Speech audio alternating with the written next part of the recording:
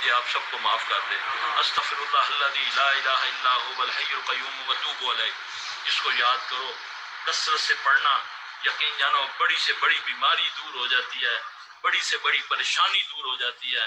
یہ ایسا کلمہ ہے کہ پڑھتے پڑھتے موت بھی آ جائے تو لا الہ الا اللہ تو ہے ہی ہے نا. استغفر اللہ الذی لا الہ الا هو الحی القیوم واتوب الیہ. یقین جانے میں نے اس کو میں نے ازما توبہ، میری اوقات کیا ہے میں اللہ کو ازماؤں. میرا ہارٹ کا آپریشن ہونے لگا، اوپن ہارٹ سرجری.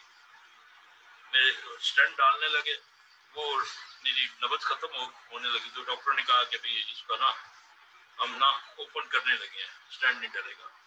اچھا تھوڑی دیر کے بعد دوبارہ اللہ تعالیٰ ان کو زندگی دے، وہ فوجی افسر تھے، فوجی ہاسپٹل کی بات ہے، انہوں نے 2 گھنٹے کے بعد دوبارہ آپریشن کرنے کے لیے وہ بڑے جنرل صاحب نے کہا یار اب تو ان کی ذرا ٹھیک ہے، نبض بھی ٹھیک ہے، سارا کچھ ٹھیک ہے، تو اب اسٹینڈ کوشش کرتے ہیں ڈالتے ہیں. جب وہ دوبارہ ڈالنے کے لیے گئے، آپ یقین جانے میں نے اس وقت سوچ لیا کہ اب میں مر جاؤں گا، کیونکہ اب یہ پتہ نہیں، اللہ نے مجھے توبہ کے لیے میں نے اللہ سے پوچھا یا اللہ میں کیا پڑھوں جو میں مرتے ہوئے نا میرے منہ پہ ہو.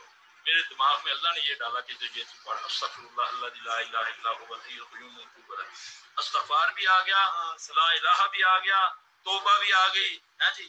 اب میں نے اس کو پڑھنا شروع کیا. تھوڑی دیر کے بعد نا وہ ڈاکٹر صاحب کہتے ہیں یہ کیا ہے جی، یہ بات تو کھلے ہیں تو بلاکیج کہاں ہے؟ بلاکیج ختم ہوئی ہے، میں آپ کے سامنے بیٹھا.